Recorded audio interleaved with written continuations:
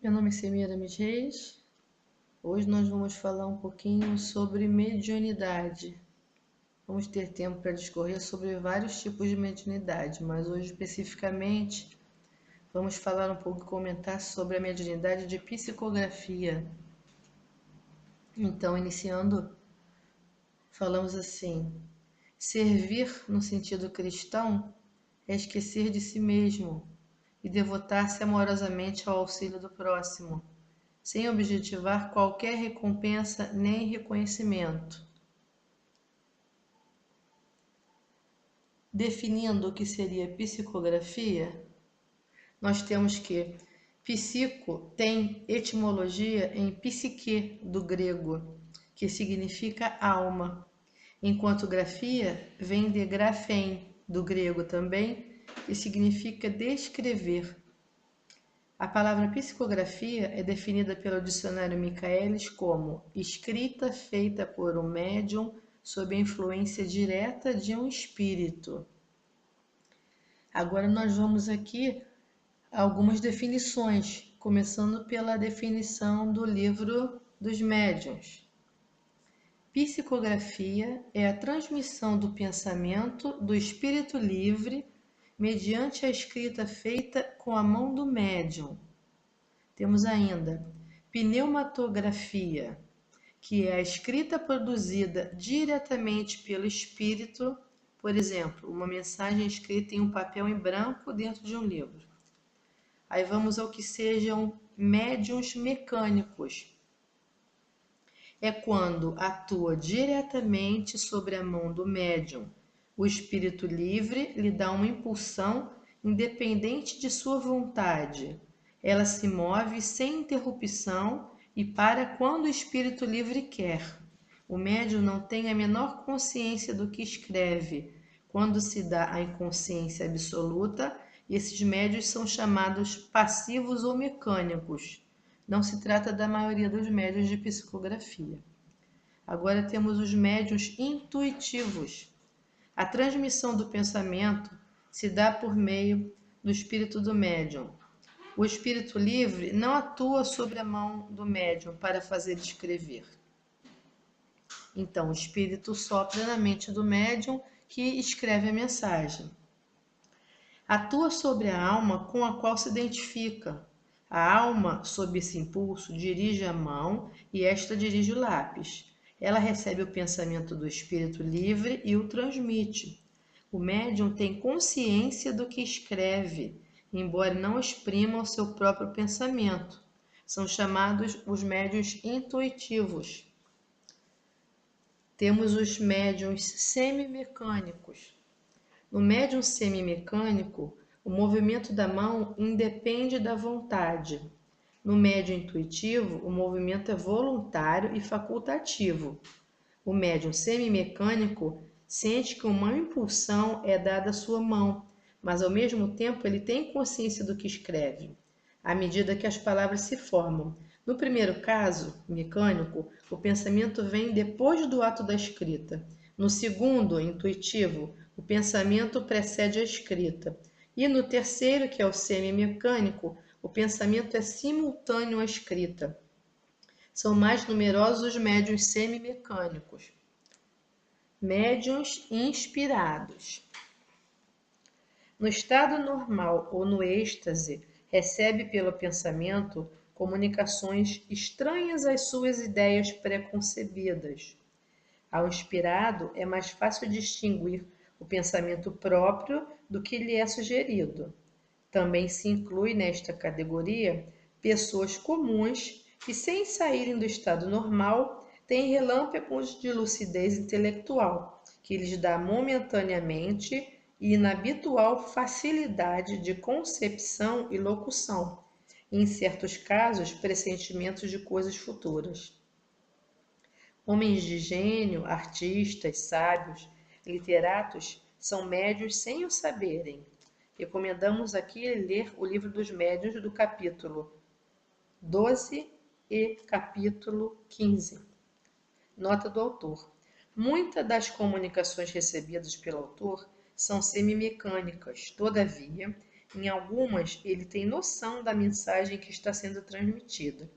Noutras, apenas das palavras, só entendendo a mensagem posteriormente quando a lê na íntegra. Em algumas delas, a letra é idêntica à do espírito comunicante, em outras não, mas também não é igual à letra do médium. Na maioria das mensagens recebidas, o espírito comunicante dá seu nome e muitas das vezes, dias antes da comunicação, o autor sonha com o espírito. Em outras vezes, o espírito revela sua identidade, mas o autor não repassa. Como é consciente, pode decidir não dar informação. Todavia, de um tempo para cá, por orientação de seu mentor, faz exatamente o que o espírito pede, ou seja, se ele se identifica e quer assinar, assim o faz. Mas se diz ao médium de quem se trata, mas que não quer se identificar, o médium acata, pois o médium é apenas um instrumento.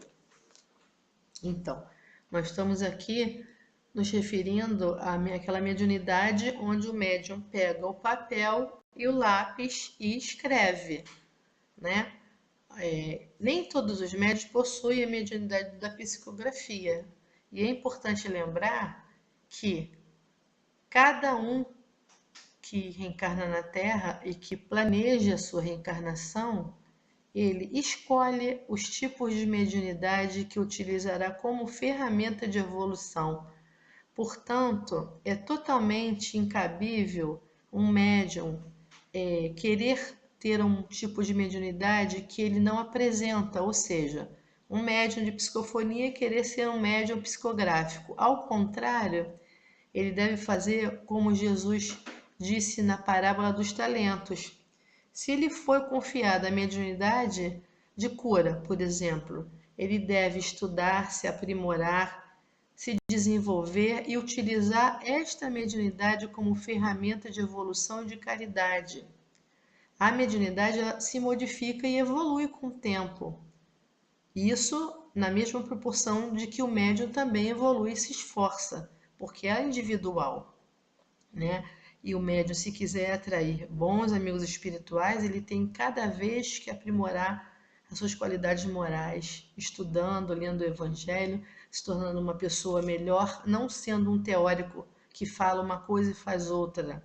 Então, cada um precisa valorizar seus dons mediúnicos, as suas capacidades de percepção extrasensorial, sem almejar a capacidade do outro, porque mais cedo ou mais tarde, nesta ou em outra reencarnação, nós haveremos de ter e apresentar todas as faculdades mediúnicas, onde a mais sutil e a mais elevada é a intuição pura. Então, voltando aqui à nossa leitura, nosso comentário, né? O Chico Xavier, por exemplo, era um médium psicográfico, né? Escreveu mais de 300 livros, não ficou com R$1 sequer, foi tudo convertido em doação, e assim devem proceder todos os médiuns psicográficos. Não fazer da mediunidade um meio de vida, mas sim um veículo de caridade e de aprendizagem.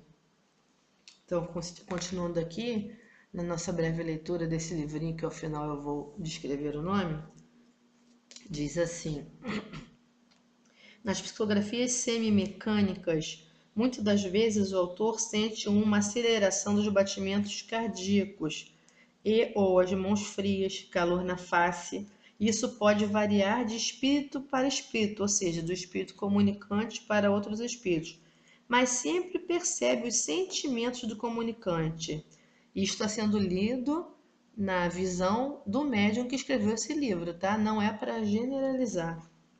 O cumprimenta com respeito, esvazia sua mente e se apassiva o máximo possível, chegando a se abstrair do local, concentrando-se exclusivamente na comunicação.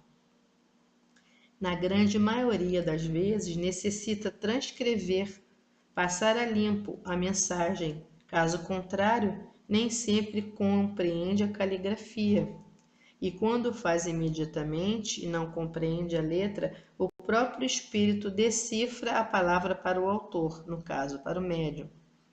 Todavia, a grande maioria das psicografias semimecânicas se dá com total tranquilidade e em casos de desencarnados escrevendo para familiares, normalmente saudosos e emocionados, o autor ou médium faz respirações profundas e calmas e tenta tranquilizar um pouco os sentimentos do espírito comunicante, sem pressa e de forma fraternal, emitindo prece mental e vibrações de equilíbrio, como fazemos com amigos ou pessoas com as quais nos solidarizamos. É um exercício de fraternidade na mediunidade. Até o presente momento, o autor não foi informado de ter apresentado nenhuma psicografia mecânica, nem psicofonia inconsciente, embora nos últimos anos tenha apresentado durante pregações ao público na casa espírita modificações no seu semblante, postura e voz durante as explanações, fatos esses que acontecem espontaneamente.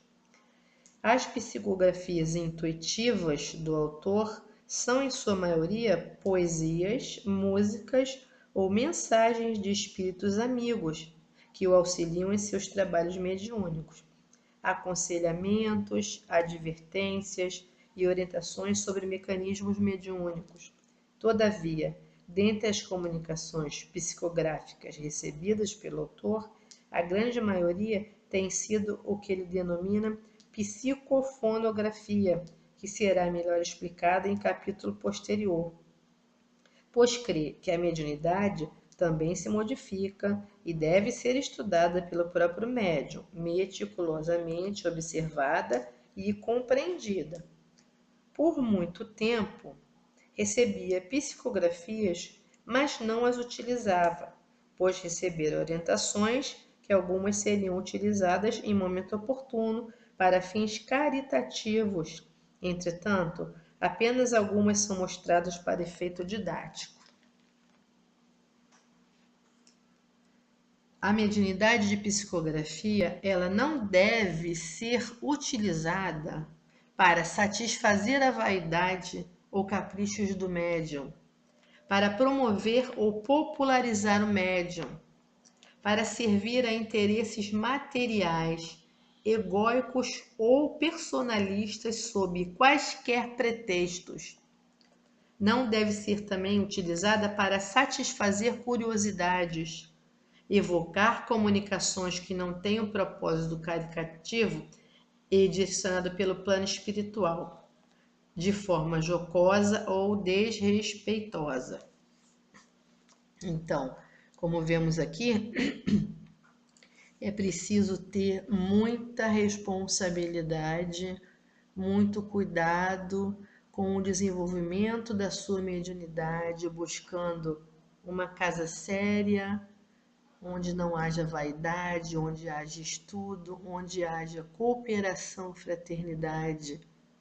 E o médium vai observando que a partir do momento que ele se volta a um desenvolvimento mediúnico, ao estudo de uma doutrina, seja ela espírita ou espiritualista, ele vai aplicando em sua própria vida essas orientações que vai recebendo, vai se modificando, se tornando uma pessoa melhor, para, pela lei de afinidade, poder atrair irmãos de luz que venham fazer um bom uso desse canal para passar mensagens consoladoras, educativas e esclarecedoras às pessoas que vão às casas em busca de um lenitivo.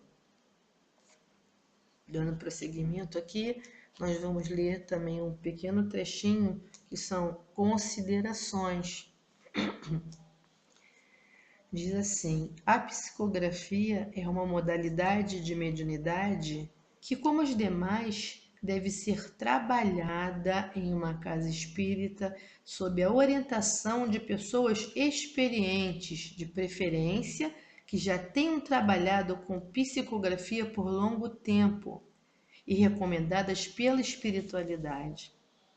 Não é pedagógico se ensinar o que não tenhamos estudado e praticado, pois não haveria conhecimento de causa, de dificuldades e soluções de possíveis problemas, uma vez que não foram vivenciados pelo orientador. Ensinar a desenvolver a mediunidade não é tão simples como dar uma aula de português ou de matemática. É necessário um conhecimento prévio do tema, conhecimento teórico e prático. É necessária a orientação de mentores espirituais, o planejamento do trabalho, para que tudo seja feito com a orientação da espiritualidade e não segundo a vontade de cada um, porque o plano espiritual ele direciona, traça objetivos e metas e cada indivíduo, cada médium é um. Então a mediunidade pode se manifestar de forma diferentes nos irmãos. Um pode ter mais facilidade, outro mais dificuldade. As formas de comunicação são diferentes também. Alguns médiuns psicográficos apresentam esta mediunidade desde tenra idade, mesmo que não sejam espíritas, pois é sabido que todos nós somos médiuns de alguma forma, independentemente da religião que professemos. Relembramos a necessidade veemente do estudo das obras espíritas para aqueles que desejam um desenvolvimento mediúnico equilibrado, bem orientado, calcado nos ensinamentos de Jesus e nos postulados da doutrina consoladora. As obras básicas do Espiritismo, o Livro dos Espíritos, de 1857, o Livro dos Médiuns, 1861, o Evangelho segundo o Espiritismo, 1864, o livro Céu e Inferno, 1865, o livro A Gênese, 1868, e o livro Obras Póstumas e a Revista Espírita são extremamente necessárias ao entendimento da doutrina espírita, assim como os livros de Leon Denis, da FEB, de Francisco Cândido Xavier, melhor exemplo de médium psicográfico conhecido até os nossos dias, que ilustram e esclarecem o entendimento sobre a vida espiritual. Atualmente, existe uma vasta diversidade de autores espíritas que podem e devem ser lidos complementarmente ao estudo do Espiritismo, para enriquecer o entendimento sobre a comunicação entre os espíritos encarnados e desencarnados. Assim como os mecanismos da mediunidade, apenas relembramos que o crivo da razão sempre deve ser utilizado. Lembrando também aos irmãos que essa e as demais mediunidades não devem ser estimuladas a serem desenvolvidas em casa, sozinho, sem orientação, sem estar dentro de uma casa espírita, porque o médium, como veículo de comunicação, ele pode captar comunicações de influência de irmãos do plano espiritual que não estejam equilibrados. Então, o correto é se estar dentro de uma casa espírita, onde o seu orientador da mediunidade fará com que o médium se equilibre, dará inúmeras orientações com relação à postura do médium e facultará ao médium a aproximação de seu mentor espiritual, para que este se infiltre as comunicações que serão veiculadas pelo médium em questão. Continuando aqui, a psicografia é um atributo mediúnico que o espírito traz consigo, segundo um planejamento espiritual, como dizemos no início, e não é passível de ser criado. Ou seja, a gente não pode pegar um médium que não tenha o dom da psicografia e colocar ele para fazer um curso de psicografia, como se fosse um curso de datilografia, a não ser que ele traga essa mediunidade latente nele. Mas se ele não veio com essa programação, com esse planejamento de trabalhar com a psicografia, ele pode fazer curso no mundo inteiro que ele não vai ser um médium de psicografia. Por isso, nós novamente reiteramos que o médium deve conhecer as suas potencialidades mediúnicas, valorizá-las e desenvolvê-las em benefício de si mesmo, do seu aprimoramento, do seu enriquecimento espiritual e principalmente da caridade. Então, qualquer pessoa pode fazer um estudo e treinamento sobre a escrita culta, gramática, criação literária, até mesmo sobre psicografia. Todavia, não se cria médiuns psicográficos ou médiuns de qualquer tipo. Apenas se facilita o desenvolvimento, a educação dos médiuns que possuam determinados atributos mediúnicos. Cada forma de manifestação mediúnica é aquela que o médium necessita para o seu aperfeiçoamento espiritual dentro das leis naturais. Não existe uma mediunidade melhor do que a outra. Todas são igualmente úteis. A mediunidade do futuro, quando os seres humanos estiverem mais ligados às sutilidades e menos à materialidade, será a intuição. A psicografia, como os demais tipos de mediunidade, deve servir somente a propósitos caritativos, orientados pela espiritualidade. Não se adquire segurança mediúnica em pouco tempo.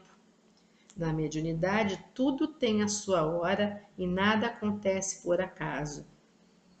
Seja como for, somente com a perseverança nos estudos, no trabalho no bem mediúnico social, disciplina e esforço diário para a educação dos pensamentos e sentimentos, o médium consegue um desenvolvimento saudável e propício à prática do bem e da caridade.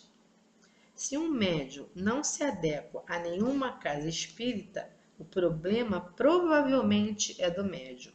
Porque se ele tiver boa vontade, ele encontrará aquela casa onde o seu coração bata mais forte e sentirá uma energia de paz, de comprometimento, de necessidade de aprender, de se modificar paulatinamente e se tornar uma pessoa melhor. Nós, seres humanos, ainda muito distantes da perfeição, costumamos almejar a capacidade de realizar prodígios, eloquência e demonstrações de eficiência e inteligência no uso da mediunidade, quando a espiritualidade espera apenas que nós sejamos mais pacíficos, modestos, humildes, indulgentes e que nos tornemos moralmente melhores a cada dia, para que galguemos uma evolução espiritual cumprindo a lei de progresso, como ensinou e exemplificou Jesus e os seus seguidores.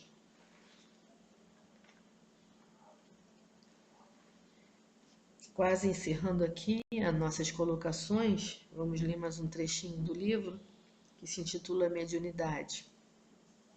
Como é sabido pelo estudo da doutrina espírita, cada indivíduo é único e não é recomendável comparar a mediunidade de um com o outro, pois ela é inerente à evolução individual de cada espírito em suas sucessivas reencarnações e normalmente solicitada pelo próprio espírito quando do planejamento de sua reencarnação como forma de reparação de faltas pretéritas, aprendizado e evolução espiritual, salvo raríssimos médiuns missionários ou outros com mediunidade compulsória.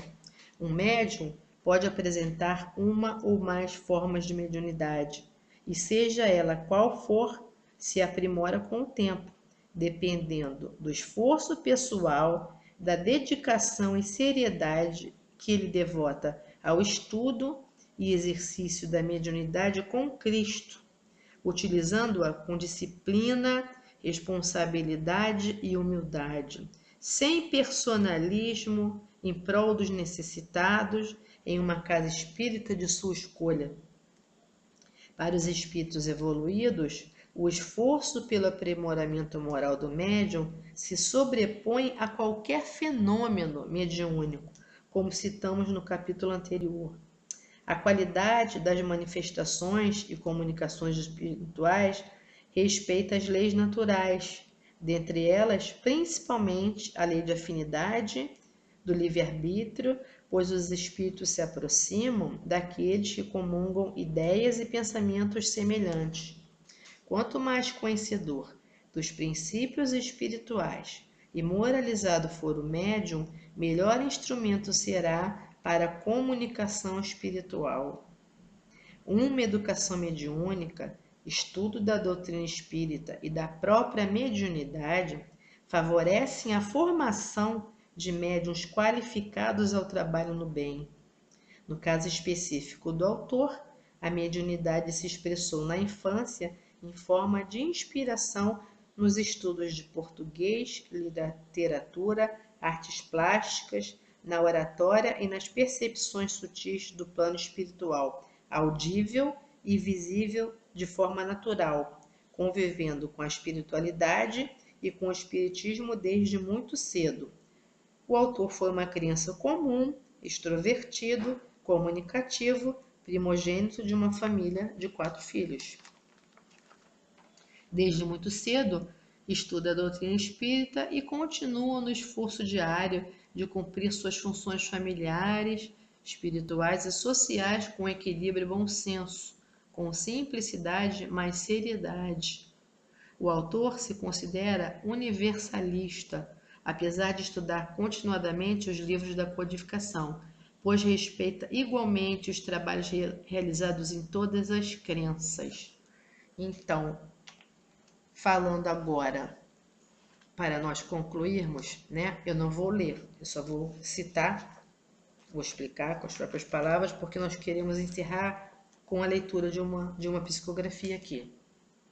Quando o autor se refere à palavra psicofonografia, ele quer dizer o seguinte, que no momento que ele vai psicografar, né, acontece a psicofonia, que, abre aspas, seria uma incorporação do espírito que vai escrever através da psicografia, da mensagem escrita.